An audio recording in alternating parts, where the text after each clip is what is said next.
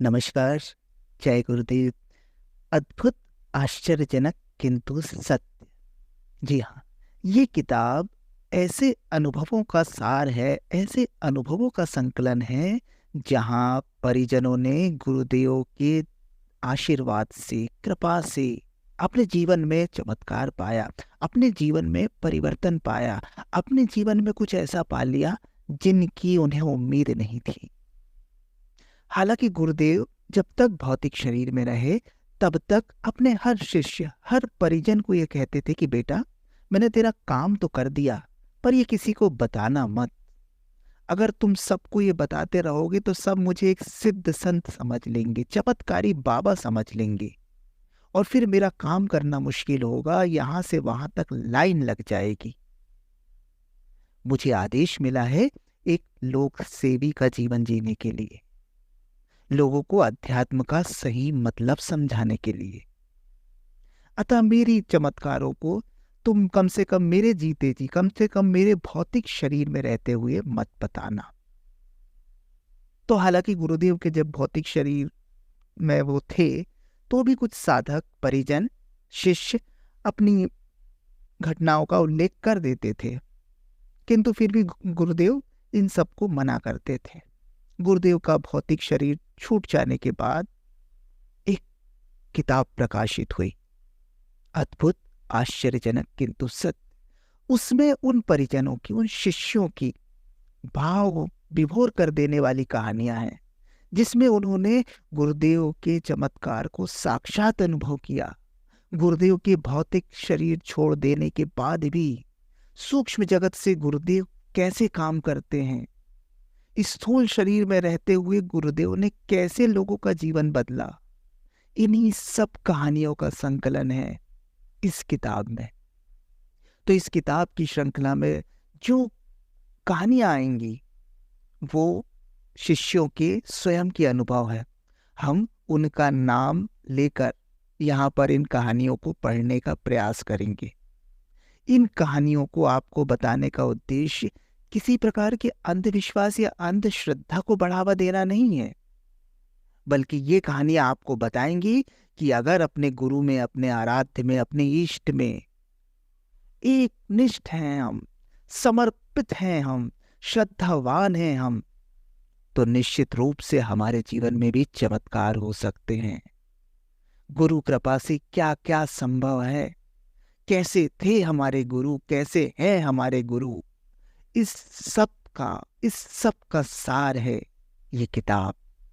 तो इस किताब की एक एक कहानियां एक एक वीडियो के माध्यम से आपके सामने हम प्रस्तुत कर रहे हैं।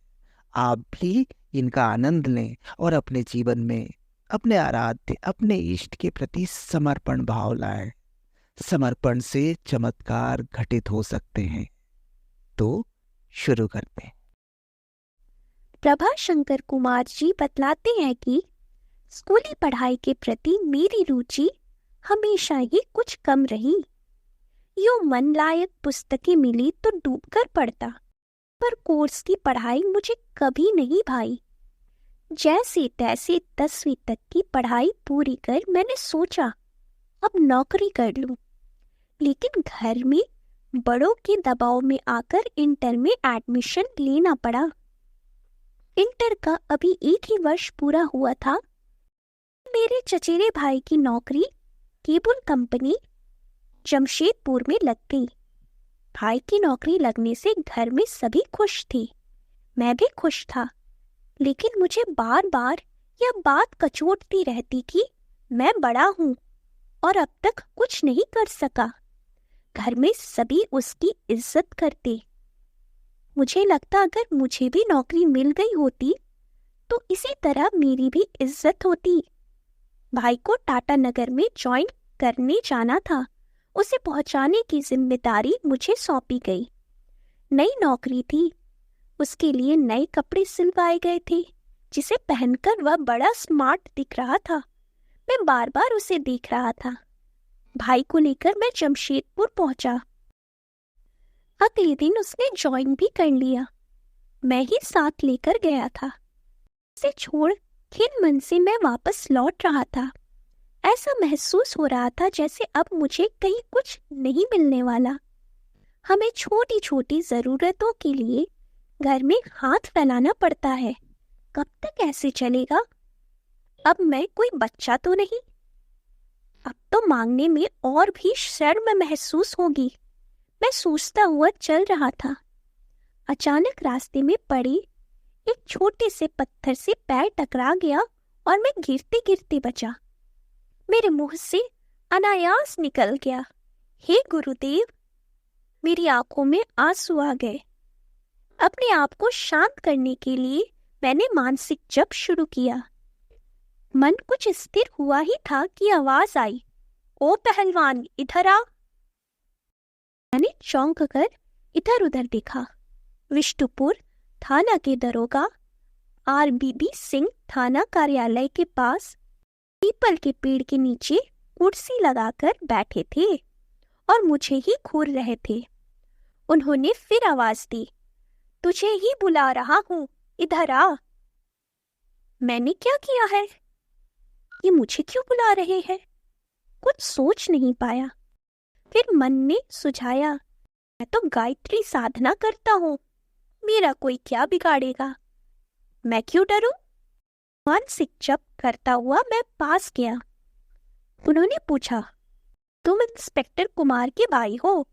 मैंने हामी भरी। फिर प्रश्न हुआ, नौकरी करोगे? अचानक गुरुदेव का मुखमंडल आंखों के आगे आ गया। देखा मुस्कुराते हुए मेरी ओर देख रहे हैं, जैसे कह रहे हो, खिन क्यों होती हो, तुम्हें भी मिल जाएगी नौकरी। मैंने आंखों ही आंखों उन्हें प्रणाम किया। फिर दरोगा जी को अपनी सम्मति बताई। उन्होंने तुरंत काइजर कंपनी के डायरेक्टर कैप्टन बालको को फोन मिलाया और बोले, मेरा भाई 3 महीने से खाली बैठा है, उसको खिलाने की व्यवस्था आप कीजिए या कंपनी में भर्ती कर लीजिए। उधर से आवाज आई, 1 हफ्ते के बाद भेज दे। उन्होंने कहा, 1 सप्ताह बाद नहीं, मैं अभी लेकर आ रहा हूँ। उन्होंने मुझे अपनी मोटरसाइकिल पर बिठाया और सीधे जाकर वर्मा माइंस मेन गेट के सामने रुके। अंदर जाते ही एक व्यक्ति ने पत्र देकर मुझे शीट मेटल शॉप में भेज दिया। वहां नाम की एंट्री हुई। आरंभिक वेतन 400 रुपए प्रति माह तय हुआ। दरोगा का भाई होने के कारण नित्य 8 घंटे ओवर टाइम भी मिलने लगा। उस दिन वापस लौटते समय मन बलियों उछल रहा था। गुरुदेव अवश्य ही अंतर्यामी है। मन की रुदन को उन्होंने कैसे तुरंत पहचान लिया और समाधान भी तुरंत प्रस्तुत कर दिया। जय गुरुदेव।